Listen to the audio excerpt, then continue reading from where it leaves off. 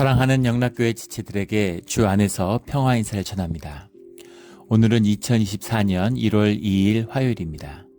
오늘의 묵상 본문은 사도행전 15장 1절로 41절까지의 말씀입니다. 오늘 본문 말씀 15장 1절부터의 말씀은 이렇게 시작합니다. 어떤 사람들이 유대로부터 내려와서 형제들을 가르치되 너희가 모세의 법대로 할례를 받지 아니하면 능히 구원을 받지 못하리라 하니 바울 및 바나바와 그들 사이에 적지 아니한 다툼과 변론이 일어난지라. 오늘 이제 새해가 밝아서 2024년에 첫 일일 묵상을 나누게 됩니다. 올 한 해 가운데서도 말씀의 은혜가 넘치는 주님의 말씀을 통한 인도하심이 풍성한 그런 한 해가 되기를 주 예수 이름으로 축원합니다. 15장의 본문의 말씀은 이제 흔히 예루살렘 회의라고 칭하는 그런 아주 기독교의 선교사의 한 획을 긋는 굉장히 중요한 사건이죠. 사도행전도 굉장히 중요한 사건인데 사실은 사도행전의 말씀에 기록된 것 이상으로 기독교의 역사에서는 큰 의미를 가지는 그런 사건입니다. 안디옥 교회에서 바나바와 바울이 이제 열심히 사역을 하고 있고 말씀을 전하고 있는데 이방인들 헬라인 크리스찬을 위한 그런 공동체가 이루어져 있는데 이제 그곳에 바리새파 중에서 믿는 사람들, 그러니까 원래 바리새인이었는데 이제 그리스도를 만난 사람들, 그런 사람들이 예루살렘부터 와서 그들의 이방인 공동체에 대해서 이제 문제를 제기했다는 겁니다. 그래서 모세의 법대로 할례를 받지 않냐면 능히 구원을 받지 못한다. 그러니까 이 시대에는 아주 초기잖아요. 기독교의 초기이기 때문에 기독교의 정체성이라는 게 분명히 정립되지 않는 것이죠. 그래서 유대인이 돼야지만이 유대인이 되고 먼저 유대인을 구원하기 위해 온 메시아였기 때문에 유대인이 돼야 그 다음에 크리스찬이 되는 거지 처음에 어떻게 이방인이 크리스찬이 되느냐 이렇게 생각을 하는 겁니다. 그래서 할례를 받아라, 율법을 지켜라. 그래서 그런 유대인으로서의 율법의 삶에 한번 묶이고 그 안에서 다시 예수님을 만나야 된다. 이제 그런 것을 이제 가리키고 있는 것이죠. 거기에 비해서 이제 바울과 바나바는 특히 이제 바울은 그럴 필요 없다. 마음의 할례를 받는 것이지 우리 고린도서나 로마서 이런 데서 이제 가리키고 있는 것처럼 마음의 할례를 받아야지 무슨 육신의 할례가 무슨 의미가 있느냐, 율법의 의미가 무슨 의미가 있느냐 이런 말씀을 전하고 있으니까 그 갈등이 안디옥 교회에서 일어났다는 거죠. 그래서 교회 가운데 일어난 이런 어떤 신학적인 노선, 우리가 신앙을 말씀 가운데 가졌는데 믿음을 받았는데 그 믿음을 현실의 삶 가운데 살아갈 때 현실의 문제에 부딪혔을 때 그것을 우리의 신앙 가운데서 어떻게 해석해낼 것이냐, 그 신앙 가운데 그것을 어떻게 이해할 것이냐라는 것이 신학이죠. 신학적인 노선의 신학적인 방향성에 대한 갈등이 교회 가운데 처음으로 생겨났다. 안디옥 교회에서 라는 걸 보게 됩니다. 안디옥 교회 자체의 공동체의 문제가 아니라 예루살렘 교회와의 갈등의 문제로 번졌기 때문에 그래서 그 문제를 해결하기 위해서 바울과 바나바와 몇 사람들 대표들이 예루살렘을 방문하기로 한 것이죠. 그래서 자꾸 예루살렘에서 사람들이 와가지고 율법주의자들이 와서 자꾸 그 이방인 선교를 방해하는데 여기에 대한 원칙이 무엇인지를 분명히 하자. 다 모여서 예루살렘 회의, 종교회의를 연 겁니다. 그래서 교리를 확정짓고 또 교회 간의 갈등을 바로잡는 그런 종교회의의 전통이 기독교 안에 있죠. 그것을 시작하는 첫 회의가 예루살렘 회의죠. 역사적으로도 굉장히 중요한 의미를 가집니다. 그 예루살렘 회의를 위해서 이 예루살렘을 방문하게 됐다는 겁니다. 그래서 교회의 전송을 받고 또 형제들을 기쁘게 하면서 이제 예루살렘에 이르게 된 것이죠. 4절에 예루살렘에 이르러 교회와 사도와 장로들에게 영접을 받고 하나님이 자기들과 함께 계셔 행하신 모든 일을 말하매 5절에 바리새파 중에 어떤 믿는 사람들이 일어나 말하되 이방인에게 할례를 행하고 모세의 율법을 지키라 명하는 것이 마땅하다 아니라. 근데 그 모인 사람들, 예루살렘 공동체 지도자들 가운데에서 바리새파의 출신들, 이 사람들은 모세 율법을 지켜야 된다, 유대인이 돼야 된다 이렇게 주장하는 사람들이 있었다는 거죠. 사도와 장로들이 이 일을 의논하러 모인 가운데에서 많은 변론이 있은 후에 여러 변론들이 있었는데 근데 재밌는 것은 하나님의 성령의 계시가 있고 성령을 받았죠. 그래서 주님의 말씀과 직접적인 계시 가운데 기독교의 역사가 시작됐는데, 근데 이 예루살렘 회의에서 많은 변론이 있었다는 겁니다. 그래서 이 변론이 있었다고 하는 것의 의미가 무엇일까라는 거죠. 그러면 이 공동체 안에 들어와 있던 할례를 행하고 율법을 지키라고 명했던 사람들, 이 사람들은 하나님의 뜻을 거역하고 하나님의 뜻을 어기고자 하는 사람들이었는가? 의식적으로 그런 사람은 없을 겁니다. 다 신실하고 기도하고 나름 하나님의 길이 이 길이라고 믿었던 것이겠죠. 그러나 그 마음을 오픈하고 주님의 인도하심이 무엇인지에 대해서 그 귀를 기울일 때 자신의 경험에서 자기가 묶이는 것을 넘어설 수 있는 거죠. 그걸 넘어서는 거예요. 교회가 우리 개신교회, 개혁교회 장통에 있는 장로교회도 한 100년만 되면 그게 무슨 교회의 큰 그런 것처럼 되는 겁니다. 2000년의 역사 가운데 있는데 2000년의 역사도 마찬가지죠. 오시는 주님의 말씀으로 새롭게 인도하시면 그 길을 따라가야죠. 그런데 교회는 이래야 돼, 뭐는 이래야 돼, 뭐는 이래야 돼, 이제 이런 데 안에 갇히게 되는 그런 모습을 보이는 것이죠. 하물며 이 율법과 회당 유대교의 알껍질을 깨고 새롭게 태어나는 이 생명의 역사, 이 가운데 진통이 있는 것이죠. 많은 변론이 있은 후에 베드로가 일어나 말하되, 형제들아 너희도 알거니와 하나님과 이방인들로 내 입에서 복음의 말씀을 들어 믿게 하시려고 오래전부터 너희 가운데서 나를 택하시고, 제자 중에 리더고 사도 중에 리더니까 바울이 일어나서 이제 이 말씀을 선포하는 것이죠. 8절에 성령을 주어 증언하시고, 우리가 얘기를 하고 우리가 무슨 신학적인 변증을 하는 게 아니지 않느냐. 주님이 주인이 되셔서 성령님이 말씀을 주시지 않느냐. 성령님이 주신 말씀을 우리가 증언하는 게 아니냐. 본질에 대해서 언급하고 있는 것이죠. 주님과 성령이 중심이 되면 오해와 갈등이 풀어질 수 있습니다. 내 생각, 내 의견, 그러면 절대로 풀어지지 않죠. 회의를 할수록, 변론을 할수록 점점 더 원수가 지고 점점 갈등이 심해져요. 그래서 기도하고 말을 많이 할 필요가 없는 것이죠. 주님께 기도하고 주님께 자꾸 돌이켜야 되는 겁니다. 그래야 성령의 말씀을 받을 수 있고 그 안에서 화목을 다시 회복할 수 있는 것이죠. 성령을 주어 증언하시고 9절에 믿음으로 그들의 마음을 깨끗이 하사, 이 핵심이잖아요. 오직 믿음으로 우리의 마음을 깨끗하게 하시고 또 우리나 그들이나 차별하지 아니하셨느니라. 주님이 차별하지 않으시고 믿음으로 모든 사람의 마음을 깨끗이 하시는 주님이 그 중심에 있지 않느냐라는 거죠. 10절에 우리 조상과 우리도 능히 매지 못하던 멍에를 제자들의 목에 두려느냐. 이게 중요한 말씀이죠.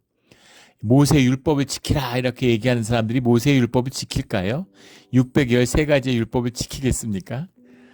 율법을 충실히 지킨 부자 청년의 이야기가 나오죠. 복음서에. 주님을 찾아와서 제가 어려서부터 모든 율법을 다 지켰습니다 라고 이야기합니다. 거짓도 그런 거짓이 없죠. 그러니까 예수님이 좋게 받아주셨어요. 아, 참 잘했구나 이렇게. 그러면 네가 가진 모든 것을 네 이웃에게 나눠주고 너는 나를 따르라 이렇게 말씀하시죠. 그러니까 얼굴빛이 어두워져서 예수님이 떠나갑니다. 어떤 율법을 지켰던 모든 율법, 단 하나의 율법도 지킨 것이 없죠. 율법의 핵심이 하나님을 사랑하고 내 이웃을 내 몸처럼 사랑하는 것이잖아요. 그걸 인간이 할 수 있겠습니까? 절대 못해요. 지키라고 율법을 준 게 아니라 내 의지와 내 각오와 내 확신과 내 염원으로 지키라는 게 아닙니다. 하나도 지킬 수가 없어요. 율법을 통해서 우리가 율법의 삶을 살 수 없다는 것을 만나라고 주신 거죠. 연인이 연애를 하는데 뭘 갖고 싶어? 뭐든지 내가 다 줄게 이렇게 얘기하니까 하늘의 별을 따다줘 이런 거죠. 하늘의 별을 따다 줄 수 있습니까? 근데 별을 따다 줬다고 누가 얘기했는데 나는 별을 따다 줬어. 왜 별을 따다 줘야지? 이렇게 얘기한다면 세상에 그런 거짓이 없는 것이죠. 누가 들어도 뻥이잖아요. 그런 겁니다. 근데 주님 앞에 나와서 내가 모든 율법을 다 지켰습니다. 이렇게 얘기하는 거죠. 그래, 그럼 율법의 정신을 이제 삶으로 살면 되겠구나. 그렇게 얘기하니까 얼굴이 어두워져서 삶의 중심이 돈인 거죠. 돈을 섬기는 사람인 겁니다. 이게 종교의 본질이죠. 이원론이고 이원화된 삶이죠. 그래서 우리 조상도 우리 조상 중에 누가 그것을 지켰느냐? 모세의 율법을 지킨 자가 누가 있냐는 거죠. 그걸 지킬 수 없기 때문에 주님을 만나는 겁니다. 주님과 주님의 은혜로, 주님의 긍휼하심으로 우리가 주님의 말씀에 따른 율법의 삶을 살게 되는 것이죠. 그게 비밀이에요. 어떻게 우리가 십자가의 삶을 살 수가 있습니까? 주님의 십자가를 만남으로, 주님의 십자가의 보혈을 덧입음으로 우리가 내 십자가를 지고 주님의 길을 걸어갈 수 있는 것이죠. 우리 조상과 우리도 능히 매지 못하던 멍에를 제자들의 목에 두려 하느냐? 너희도 지키지 않는 율법을, 너희도 지키지 못하는 율법을 왜 이방인들에게 씌우려고 하느냐? 이제 그런 이야기죠. 여기 깨어있는, 성령 가운데 깨어있으니까 주님의 말씀을 선명하게 선포하는 겁니다. 우리는 그들이 우리와 동일하게 주 예수의 은혜로 구원받은 줄을 믿노라. 이렇게 정리를 해줘요. 11절에. 변론을 하는데 다 듣고 있었겠죠. 그리고 다 듣고서 주 안에서 말씀을 선포하는 겁니다. 주 예수의 은혜로 구원받았다. 믿음으로 마음을 깨끗이 하는 것이다. 율법이 마음을 깨끗하게 하는 게 아니라는 걸 주님이 말씀해 주셨지 않느냐, 이 얘기죠. 그 말씀을 기억하고 있는데 주 예수의 은혜로 구원받았고 그 부활의 약속을 받은 자들인데 그런데 왜 모세의 율법에 매이느냐, 이런 이야기입니다. 그래서 12절에 온 무리가 가만히 있어. 그 말씀이 선포되니까 성령의 역사가 일어나는 거죠. 말씀이 성령의 계시적인 그 말씀의 의미가 살아나니까. 그래서 사람들이 이제 바나바와 바울의 이야기를 듣는 거죠. 어떤 율법으로 또 이런 유대계 교리로 막 누르려고 그랬는데 그런데 진실의 말씀의 고백이 나오니까 잠잠해진 겁니다. 그러니까 하나님이 어떻게 어떤 일을 행하셨는지에 대한 삶의 간증이 나오죠. 신앙은 삶입니다. 종교인들은 삶을 종교와 구별짓기 때문에 그래서 한없이 고고하고 성스러워요. 종교인들은 떠벌립니다. 가짜니까. 조화 같은 거죠. 생명이 없으니까 썩질 않아요. 연약함이 없습니다. 화려하고 멋있고 막 떠벌려요. 그 예전에 울지마 톤즈라고 하는 그런 다큐멘터리가 있었죠. 수단에서 또 얼마 전에는 그때 그 수단에서 그 양육하던 그 고아가 한국에 유학 와서 이태석 신부님이었나요? 그 신부님이 이제 의사셨잖아요. 그래서 그 뜻을 이어서 의사가 됐다. 이제 의대를 졸업해서 한국에서 의사가 돼서 이제 돌아가서 수단에서 다시 의료 선교를 한다. 이런 것을 뉴스를 보고 상당히 감동을 받았습니다. 근데 그 이태석 신부가 이제 그 부산의 그런 빈민가에서 달동네에서 이제 자라게 되죠. 그래서 홀어머니를 모시고 살았는데 아들이 이제 의사가 되고 얼마나 기대가 있고 또 본인이 의사가 돼서 고생한 어머니에 대해서 보답하고 또 이렇게 풍족하게 잘 모시고 싶고 이런 인간적인 마음이 왜 없었겠어요. 근데 주님을 만나고 주님이 주신 마음, 그 꿈을 마음에 품으니까 선교사로 나가게 된 것이죠. 근데 그런 어려움, 마음에 힘든 것, 어머니의 이야기, 그런 것도 또 가서 그 겪는 고생들, 그런 이야기를 들으면서 우리가 감동을 받는 거죠. 왜냐하면 진실이기 때문입니다. 고생을 많이 해서도 아니고 무슨 큰 역사가 일어나서 감동을 받는 것이 아니라 주님의 마음 가운데 합한 자, 그 아픔을 함께하는 그 길을 걸어가기 때문에 그 진실이 우리의 마음을 울리는 것이죠. 그런데 그때 잊혀진 가방인가 하는 개신교에서 만든 다큐도 있었어요. 근데 아무도 주목을 받지 못했죠. 저는 그것도 같이 그 비슷한 시기에 같이 봤는데 사실은 거기에는 슈퍼맨들이 나옵니다. 성교의 영웅들이 나오죠. 영웅 신화 같아요. 근데 문제는 그게 다 진실일까? 사실 이런 마음이 드는 겁니다. 솔직한 마음으로. 종교의 거짓, 누룩 같은 게 느껴지는 거예요. 자꾸만 이게 무슨 막 영웅, 파워, 윌투 파워에 흔들린다면 그것은 마귀의 유혹입니다. 하나님이 무슨 멋지고 그럴듯하게 슈퍼맨 돼갖고 사람들을 교화하라고 하신 적이 없어요. 이 연약하고 불쌍한 나를 구원하시기 위해 부르신 거잖아요. 그것을 위해 십자가에 피 흘리시는 부모인데.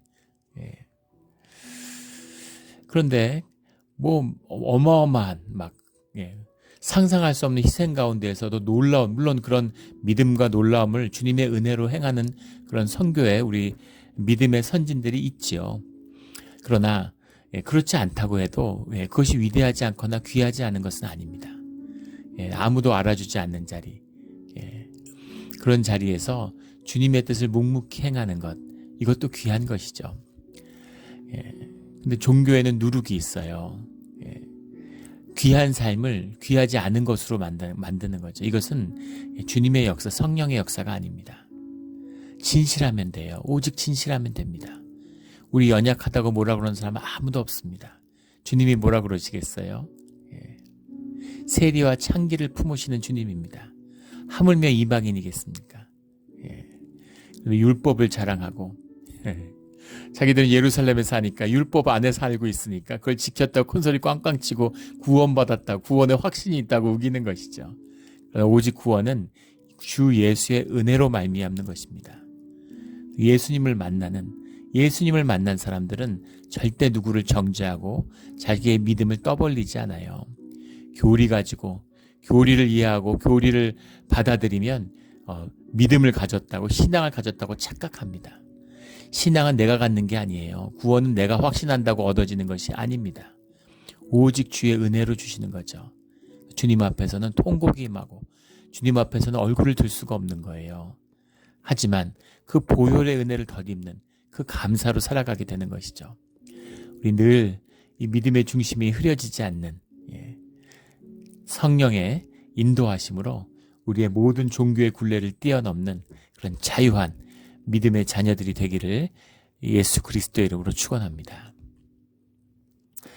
13절에 말이 마침에 야고보가 대답하여 이르되, 야고보의 이름, 이 야고보는 이제 로드 브라더라고 불리는 예수님의 동생 야고보죠. 뭐 전승에 보면 뭐 트윈 브라더였다 이런 얘기도 뭐 말이 많아요. 형이었다는 얘기도 있고 온갖 얘기가 많습니다. 배달은 형이었다는 얘기죠. 뭐 이제 그런 이야기도 있고 여러 가지 설화가 많은. 그러나 분명한 것은 예수님의 형제 야고보는 예루살렘 교회의 지도자였다는 겁니다. 가장 중요한 지도자였고, 그 다음에 예수님의 공생애에 함께하지 않았어요. 그랬는데 어떤 경위가 있었는지는 알 수 없지만 또 예수님의 십자가의 죽음 가운데서도 부활 가운데서도 함께하지 않았는데 예루살렘 교회의 가장 유력한 지도자가 됐다는 겁니다. 그 권위가 베드로를 뛰어넘은 것이죠. 야고보가 어떻게 이렇게 권위를 가지게 됐을까? 근데 생각해보면 아주 자연스러운 것이겠죠. 예수님을 주라고, 아버지라고 고백하는 그런 공동체 가운데 있습니다. 예수님의 형제가 있어요. 뭐 한국에서도 대통령제인데 대통령의 뭐 예전에 동생이 구속된 적도 있고 또 대통령의 뭐 형이 구속된 적도 있고 그 형제들이 막강한 아무것도 없어요. 뭐 무슨 정치를 한 것도 아니고 뭐 아무런 것도 없는데 형제가 대통령이라는 이유만으로 막강한 권세를 누리는 이제 그런 것들로 인해서 뭐 독직 사건이 일어나고 뭐 이렇게 무슨 감옥에 가고 이런 일들이 있었습니다. 하물며 예수님을 주라고 고백하는 공동체 가운데서 야고보가 가지는 살아있는 육신을 증거하는 것이, 부활한 주님을 증거할 수 있는 육신의 삶, 3년의 공생애를 함께 했다는 것이 사도적 권위의 기초잖아요. 그런데 예수님의 30년의 삶을 함께 보낸 그런 형제가 있다고 한번 생각해 보십시오. 그 형제의 권위가 어떤 것이겠어요? 어릴 때 내가 예수 형님하고 같이 우리 뭐 미역을 감을 때 이런 일이 있었는데 뭐 이런 얘기들 한번 한다고 생각해 보십시오. 사람들이 저라도 다니면서 모든 얘기 한마디라도 더 듣고 싶지 않겠어요? 예수님에 관한 그 이야기와 말씀을. 야고보가 엄청난 권위를 가졌겠죠. 그리고 뭐 주님을 새롭게 영접하는, 부활한 주님을 만나고 예수님의 말씀이 새로워지는 뭐 그런 경험이 있었겠죠. 야고보가 예루살렘 교회 최고 지도자입니다. 그래서 야고보가 가장 마지막에 이야기하는 것으로 그 회의가 종료되는 걸 봐도 야고보의 권위를 느낄 수 있죠. 그래서 14절에 보면 그들을 돌보신 것을 시몬이 말하였으니, 시몬의 이야기로. 근데 시몬이 베드로의 히브리식 이름이죠. 시모나 하고 예수님이 부를 때 그 시몬, 이게 이제 히브리식 이름인데 이제 어릴 때 아명 같은 이제 그런 의미라고 그래요. 그래서 시몬을 베드로를 시므온이라고 부르는 것으로 봐서 이 공동체 안에서 이게 이제 유대인 공동체다라는 걸 알 수 있죠. 히브리식 이름으로 부르고 있다는 걸 봐서도 이제 알 수 있고, 또 베드로를 시므온이라고 부르는 것도 굉장히 친근한 표현이죠. 베드로하고도 이제 오래 알고 또 이렇게 그런 우정을 나누는 그런 신뢰 관계에 있다라는 사실도 짐작해 볼 수 있습니다. 그리고 또 베드로가 사도 중에 이제 사도다 이렇게 높임을 받는데, 그 회의 중에서 이제 베드로를 시므온이 말하였다라고 얘기하는 걸로 봐서 야고보의 권위가 굉장히 높다는 것도 이제 짐작해 볼 수 있겠죠. 선지자들의 말씀이 이와 일치하도다. 그리고 마지막 이제 결론을 내리는 겁니다. 그리고 16절 17절에 이후에 내가 돌아와서 다윗의 무너진 장막을 다시 지으며, 17절에 모든 이방인들로 주를 찾게 하려 함이라 라는 아모스서 9장의 말씀, 11절 12절의 말씀을 선포하는 것으로, 이것이 원래 우리가 알고 있던 우리 유대교의 가르침의 본질이 이방인들이 모두 돌아오고 만민이 주님을 섬기게 하는 것에 있지 않느냐, 이것이 우리 율법의 핵심이다 라는 것으로 정리하는 겁니다. 그래서 이방인 중에서 19절에 하나님께로 돌아오는 자들을 괴롭게 하지 말고, 그래서 너희들 자꾸 허락도 없이, 교회 허락 없이 이방인 교회 찾아가가지고 그 사람들 괴롭히고 율법에 대해서 교리로 막 누르려고 그러고 뭘 지켜라 안 지켜라 그러고 정죄하고 그러지 말라는 거죠. 그런 걸 하지 마라 하고 정하는 거예요. 20절에 다만 하고 전제를 달았는데, 우상의 더러운 것과 음행과 목매어 죽인 것과 피를 멀리하라고 편지하는 것이 옳으니, 하지만 그래도 이 유대교 유산 가운데 신앙에 유익이 되는 지켜야 할 것이 있다라는 거죠. 그래서 우상의 더러운 것, 이건 이제 제사 드리는 음식을 이야기하는 것이라고 보통 이해됩니다. 이것조차도 고린도서에 가면 바울은 음식을 먹고 안 먹는 게 중요한 게 아니다. 예수님이 하신 말씀이잖아요. 너희의 먹는 것이 너희를 더럽히는 것이 아니라 너희에서 나오는 것이 너희를 더럽힌다. 말이 너희를 더럽힌다. 이런 것이죠. 중요한 것은 마음이지 육신의 것으로 너희가 깨끗하게 될 수 없다라는 겁니다. 그래서 그 말씀이 피어나는 게 거룩함에서 피어나는 거잖아요. 거룩함이라는 것이 내가 율법 지킨다고 되는 게 아니라, 물론 우리의 마음, 우리의 태도가 그 율법을 지키고자 하는 것을 만나야 되는 거죠. 그래서 그게 안 된다는 걸 만났을 때 주님의 은혜를 만나는 겁니다. 그래서 거짓 종교인들 그걸 지켰다고 목에 힘주고 자기를 높이는 이것은 삶으로 믿음을 살지 않았다는 증거인 거죠. 누구도 의를 자랑하지 못해요. 그래서 우상의 더러운 것과 음행과, 이 음행과 목매인 것을 죽인 것과 피를 멀리하라. 우리 그 피를 멀리하라 뭐 이런 말씀은 우리 레위기 또 뭐 신명기 이런데 이제 반복해서 나오는 말씀이잖아요. 핵심적인 건데, 문제는 음행에 대한 말씀인데 이 음행이 뭘까라는 겁니다. 두리뭉실하게 음행이라고만 단지 얘기했으니까. 그래서 온갖 견해들이 있어요. 근데 이방인들을 향해서 율법을 모르고 율법의 테두리에 있지 않다는 걸 규정했기 때문에 음행을 하지 말라는 건 이방인들에게, 유대인들에게 의미하는 그 음행을 이야기하는 것과는 다른 것이었겠죠. 그래서 이것이 우상 제사를 드릴 때, 물론 유대인들도 이제 변질되고 마지막에 가면 뭐 거의 이방인들과 다를 것이 없이 되죠. 사실은 그들도 지키지 못했던 겁니다. 그런데 이제 그 성전 창기와 이제 그 성전에서 제사의 형식으로 이제 집단적인 음행을 하는 아주 그 나눔, 그런 걸 혼음을 하는 이제 그런 그 종교의식을 지칭한 것일 것이다. 그런 해석도 있고, 사실은 이 유대인과 구별되는 이방인들의 특징, 헬라 문화의 특징이 이제 근친혼입니다. 유럽 역사에서도 뿌리 깊죠. 그래서 블루블러디드라고 그러잖아요. 이제 그런 또 혈통이 귀한 사람일수록 피를 더럽히지 않기 위해서 이제 근친혼을 하는 겁니다. 그래서 막 형제끼리 결혼하고 또 막 사촌끼리 결혼하는 건 아주 흔했죠. 그런 일들이 이제 일어나다 보니까 심지어 그 유다 왕국의 왕이었던 헤롯도 자기 조카하고 결혼하고 이제 이런 게 나오죠. 근친혼이 굉장히 일반적이었습니다. 합스부르크 왕가, 유럽의 역사, 중세의 역사를 완전히 지배했던, 전 근대의 역사를 지배했던, 뭐 근대까지도 포함하는 거죠. 합스부르크 왕가, 가 보면 그 특징이 이제 메브리코잖아요. 굉장히 보면 그 초상화들로 보면 인물들이 못났죠. 근데 자꾸 근친을 하니까 이제 열성인자가 강해져가지고 막 유전병을 앓고 문제가 많은 거예요. 예. 근데 그게 이제 이방의 특징이었는데 근친혼을 금한 것이다. 뭐 그런 해석도 있고, 또 우리가 뭐 잘 아는 칼빈 같은 우리 종교개혁의 그 선구자였던 켈빈은 이것이 축첩을 의미하는 것이다. 유대 전통 가운데 일부 일처가 기본인데, 물론 이것조차도 또 유대 전통 가운데서 잘 지켜지지 않았지만, 그런데 그 이방인의 특징이 이제 축첩을 하는, 부인을 여러 명 두는, 이걸 하지 말라는 것이다. 이제 그런 여러 가지 해석들이 있습니다. 근데 분명한 것은 우리가 지금 읽을 땐 여러 가지 해석으로 이방인들을 향한 게 무엇이었느냐라는 걸 쓰이지만, 이 규례가 그 시대에 또 안디옥 교회는 이방인 사람들에게는 정확히 와닿는 분명한 실천적인 실제적인 삶의 규례였다는 사실을 이제 알 수 있죠. 그건 분명할 겁니다.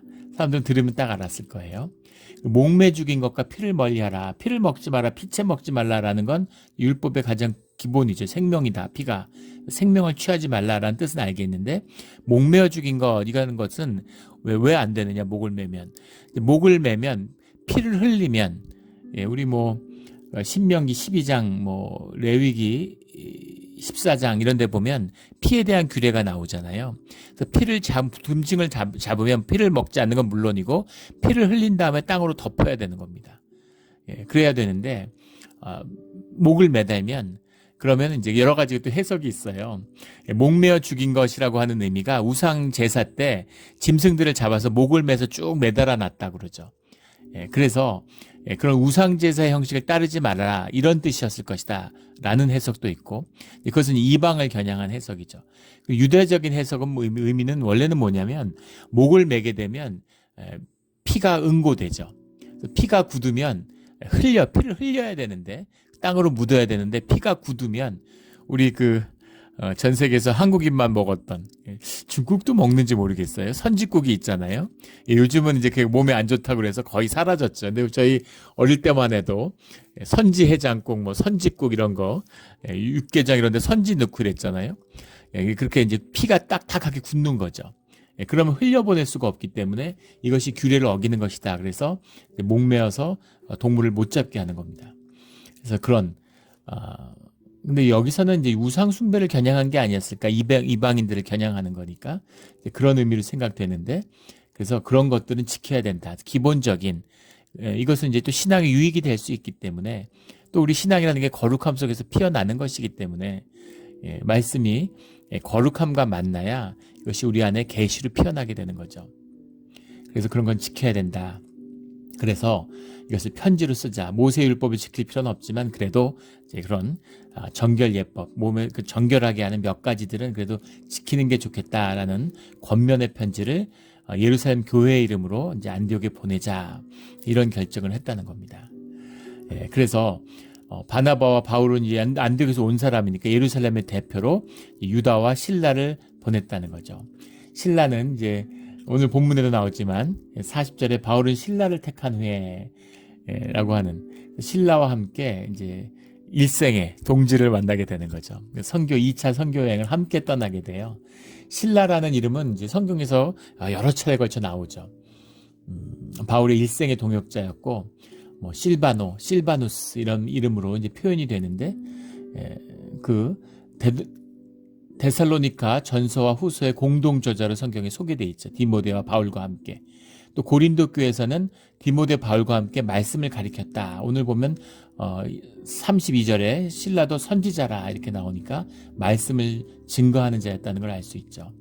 그리고 베드로전서에 보면 5장 12절에 진실한 형제다.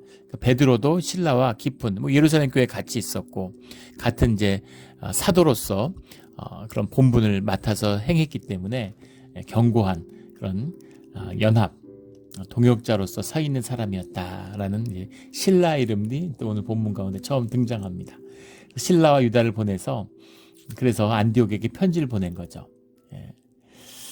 24절에 그들이 이제 이방인들에게 문안하고, 이제 24절을 보면 들은즉 우리 가운데서 어떤 사람들이 우리가 지시도 없이 나가서 말로 너희를 괴롭게 하고 마음을 혼란하게 한다 하기로 우리가 들었는데, 우리하고 아무 상관없는 사람들이 예루살렘에 가서 너희들을 신앙을 어지럽게 하는 그런 일이 있었다는 걸 들었다라는 거죠.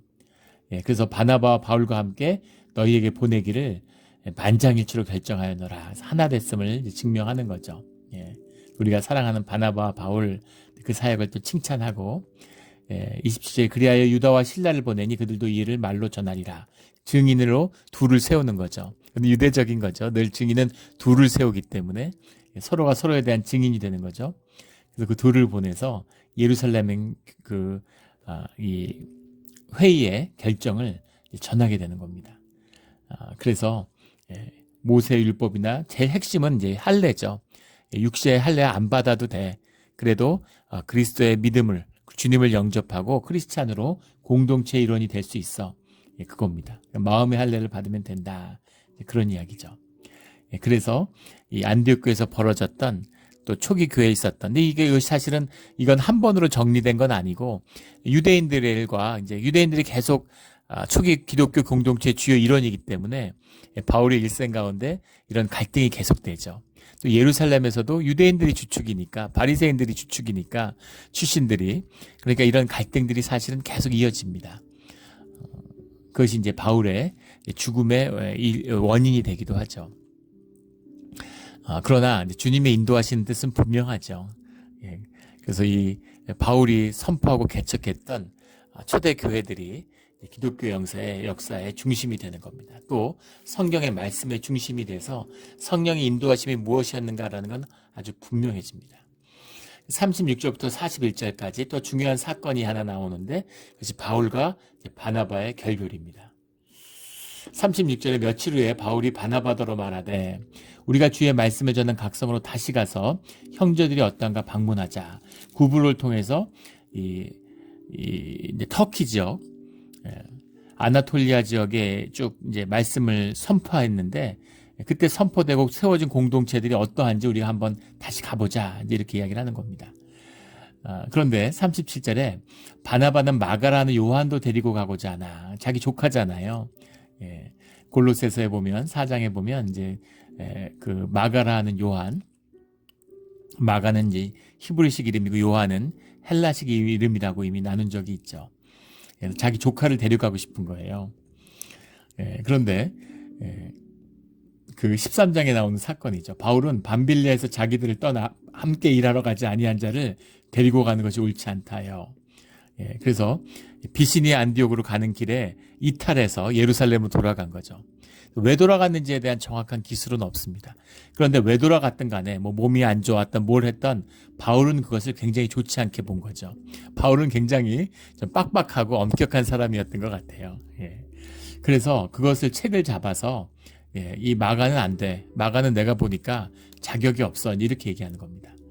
그러니까 바나바가 이제 굉장히 서운했겠죠. 자기 조카이기도 하고, 또 바울이 사실은 바울은 심지어 그 크리스찬들을 핍박한 사람이잖아요. 그것 때문에 기독교 공동체에서 용납되지 않을 때 바울을 옹호하고 바울을 품은 사람이 바나바죠. 그러니까 바울이 이제 바나바가 얼마나 서운했겠어요. 야, 너는 세상에 기독교도를 핍박하던 자고 박해하던 자가 아니냐. 근데 우리가 사랑으로 품었는데 너는 그 마가가 실수한 거 그거 하나를 가지고 책을 잡아서 선교에 동참할 수 없다고 얘기하냐. 이렇게 얘기하는 거죠. 바나바의 마음도 충분히 이해가 되지 않습니까? 또 바울은 하나님의 사역을 가고 여기에 조금도 실수가 있어서는 안 되는데, 그런데 어떻게 그렇게 무책임하게 그렇게 선교 일정에서 이탈하는 사람을 어떻게 또 데리고 가느냐. 이걸로 충돌하는데 이제 빡빡한 것이죠. 근데 재밌는 것은 뭐냐면 36절 말씀을 시작할 때 13장 1절 3절에 첫 1차 선교행을 떠날 때는 이것이 성령의 지시였다. 또 교회 파송으로 이루어지는 과정이 나타납니다. 그런데 여기서는 바울의 제안으로 시작돼요. 바울의 제안으로 시작된 2차 여행의 계획이 그 첫 번째 1차 여행의 도역자였던 바나바와의 갈등으로 나타나는 겁니다. 이걸 볼 필요가 있는 거죠. 믿음 가운데 있고 주님의 사람이고 주님의 뜻 가운데 기도하는 사람들이지만 성령의 구하심이 없으면, 성령의 인도하심 안에 하나 되지 못하면 갈등이 일어난다는 겁니다.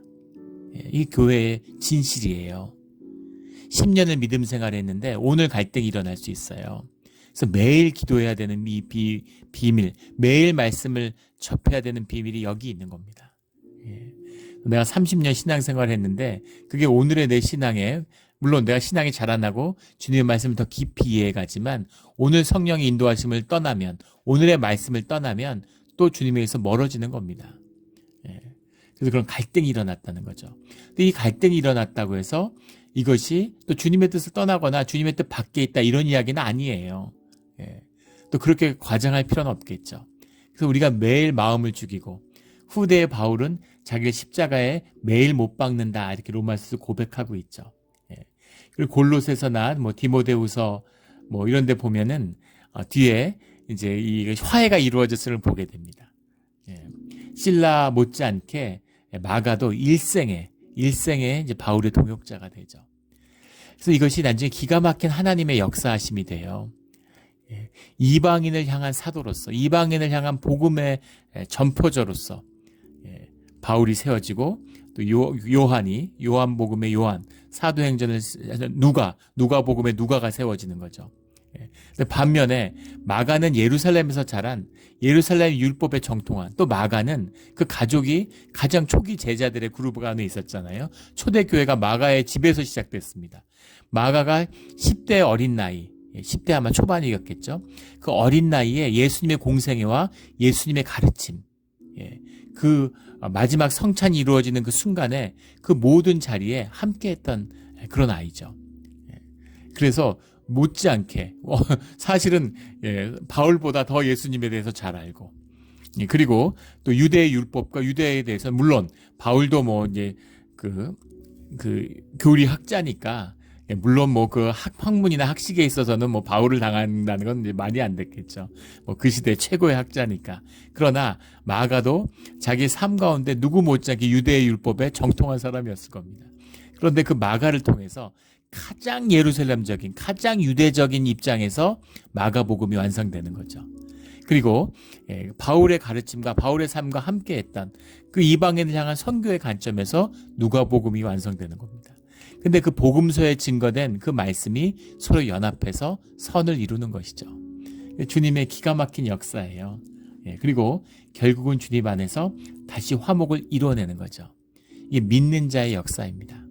그리고 더 중요한 것은 2차의 선교 여행의 뜻이, 이것이 갈등으로 표출되고 지혜롭지 못하고 덕스럽지 못했다 할지라도 이것이 주님의 뜻이었다는 것은 분명하다는 겁니다.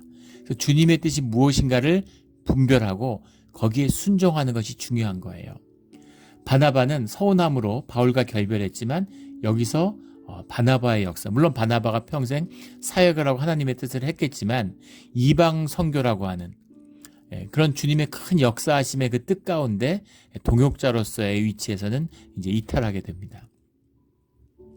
그래서 이제 많은 것을 생각하게 하는, 많은 것을 묵상하고 배우게 되는 그 본문이 짧은 바울과 바나바의 사건 가운데 들어있는 거죠. 깊은 뜻이 들어있어요.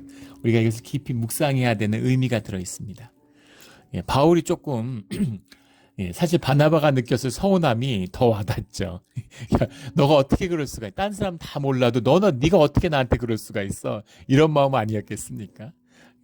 네가 용납받는데 네가 남을 용납 못한다고? 그리고 바울이 이제 굉장히 팍팍한 사람이었다는 것은 이 바울 서신서를 읽어보면 알 수 있죠. 굉장히 격하고 팍팍하고 엄격한 이제 그런 사람이었던 것 같아요. 그런데 그것이 중요한 것이 아닙니다. 무슨 예수님 믿어서 성격 좋아지고 이런 거 아니죠. 그런 의미가 아니라 하나님의 뜻 가운데 분명히 분별하고 그 쓰임을 받는 그 길 가운데 흔들림이 없고 그 선택을 놓치지 않는 바울이었다는 게 중요한 겁니다. 그래서 주님이 모든 것을 협력해서 주님의 선을 바울의 삶 가운데 이루어내는 거죠. 이게 기가 막힌 하나님의 역사와 하나님의 긍휼의 근원입니다. 모든 것이 협력해서 주님의 선을 이루어가는 것이죠. 내가 못났던, 과거에 실패했던, 무슨 아픔이 있었던, 약점이 있던 다 중요하지 않아요. 주님을 만나면 100%가 되는 겁니다. 내가 95%를 들고 왔던 50%를 들고 왔던 1%를 들고 왔던 어차피 다 못 쓰는 거예요. 근데 주님이 함께 하셔서 100%를 이루면 그러면 다 귀하게 쓰임 받는 겁니다. 주님과 함께하고 주님의 인도하심을 받는 자의 비밀이죠. 예전에 한국에서 목회하는 목사님을 만났는데, 목사님이 그 큰 교회에서 이제 사역을 하세요. 부목사로. 근데 그 큰 교회 목사님이 이제 한국에서 사회에서도 교회에서도 욕을 많이 먹습니다. 근데 그 부목사님이 뭐라고 그러시냐면은 그 담임 목사님이 미숙한 부분이 있다는 거죠. 인격적으로 미숙하고 부족함이 있고, 그리고 말하는 거나 처신하는 것 가운데 이제 그런 많은 실수를 한다는 거예요. 그래서 필요 없이 미움을 받고 욕을 많이 먹지만, 하지만 또 하나님의 일에 열심히 있고, 그런 주님의 뜻에 신실한 부분이 분명히 있고, 더 분명한 것은 주님이 그 목사님을 써서 정말 좋은 일들을 많이 하고 계시다고 그렇게 이야기하더라고요. 많은 은혜가 있고, 또 선교의 자리에서 많은 영향력이 있고, 그런 좋은 일들, 그런 일들을 많이 행하시는 걸 본다, 이렇게 얘기를 하세요. 우리 선교지 이렇게 다니다 보면 선교사님들 중에 진짜 센 분들이 많습니다. 진짜 센 분들이 많아요. 그래서 근데 또 보면 저렇게 세니까 선교를 하시나 보다, 이제 그런 생각이 드는 거죠. 너무 거칠고 너무 세서 저렇게 목회하실 수 있을까 싶은데 거기서의 엄청난 박해와 갈등 가운데서도 끄떡없이, 그래서 하나님이 다 맞게 쓰시는구나. 하나님이 다 맞게 쓰시는구나. 우리 생긴 대로 주님이 소명을 주시는구나. 이제 그런 생각이 듭니다. 정말 그 따뜻하고 온유하고, 그렇게 이제 목회를 인도하시는 또 그런 사역자들도 있고, 또 선교지에서 막 갈등하고 어렵고 탄압받고 막 그런 박해 가운데서도 꿋꿋하게 또 사역하는 그런 사역자가 있고, 바울을 주님이 쓰시는 거죠. 중요한 것은 주님이 쓰신다는 겁니다. 물론 또 오해하시면 안 되는 게, 주님이 쓰신다 그러면 그럼 내가 어떻게 살고 엉망진 어떻게 살아도 주님이 쓰시면 되는 건가, 그런 의미는 아니에요. 주님은 마귀도 쓰세요. 주님이 쓰셨다는 것이 내 구원의 표징은 아닙니다. 그런데 내가 구원받지 않았는데 주님의 쓰심을 받았다, 이게 무슨 의미가 있습니까? 아무 의미 없어요. 중요한 것은 나를 구원하시는, 나를 위한 선교, 주님이 선교가 아쉬워서 쓸 사람이 없어서 나를 불러 쓰시는 것이 아니라 나를 위해서, 나에게 축복하시려고, 나에게 은혜를 주시려고 쓰시는 겁니다. 그래서 우리 연말 연시가 되면 우리 재직 부서들을 세우는데, 재직 부서를 맡으면 우리 교회가 이제 더 자라나야죠. 그런 부서를 맡으면 기쁨으로, 하나님이 주시는 축복으로 받아야 됩니다. 사실 뛸 듯이 기뻐해야 돼요. 그런데 내 바쁘고 여유가 없고 준비가 안 됐고 힘들고, 근데 그 겸손이 아니죠. 그래서 그런 걸 감당하지 못하는, 아직은 내 힘으로 하고 내 뜻으로 한다고 생각하기 때문이에요. 그러니까 부족하다고 느끼고 그거 막 부담되는 것 같고, 근데 주님이 주시는 거죠. 그래서 그것을 믿음으로 받으면 그 일을 감당하는 것은 물론이고, 그것을 통해서 주님이 큰 선물을 주시는 겁니다. 반드시 선물이 있어요. 그 선물로 인해서 기뻐하는 것이죠. 주님이 인도하시는 일입니다. 나를 위한 구원, 나를 위한 선교를 주님이 불러주시는 거죠. 그래서 쓰임받는 것이 감사함이고 축복입니다. 우리 이제 2024년 새해를 시작하는데, 올 한 해 가운데 이런 주님의 쓰임받는 축복이 가득한, 헌신되는 것에 대한 주님의 상급이 가득한, 약속받은 것으로 기뻐하는 그런 우리의 올 한 해가 되기를 예수 그리스도의 이름으로 축원합니다. 아멘. 기도하겠습니다. 하나님 아버지, 감사합니다. 귀한 은혜를 주시고 주님의 복음으로, 오늘 예루살렘의 귀한 결정으로 우리가 오늘 복음의 삶, 믿음의 삶을 누리는 길이 열렸습니다. 주님, 늘 성령 가운데서 화목하고 하나 되는, 우리가 인간적인 갈등이 있고 경험의 한계가 있지만 성령 안에서 하나 될 때에는 교회로서 늘 분별하고 온전한 결정을 내리고 주님 앞에 순종하는 그런 주의 자녀들이 되게 하여 주시옵소서. 우리 가운데 갈등이 있습니다. 그러나 갈등할 때에도 오직 그것을 중재하고 풀어줄 수 있는 분은 주님밖에 없음을 주님 앞에 고백합니다. 바울의 성과 마가의 이야기처럼 모든 것이 협력해서 주님의 온전한 선을 이루어내는 그런 우리의 믿음 생활이 되게 하여 주시옵소서. 감사하며 예수 그리스도 이름으로 기도드렸습니다. 아멘.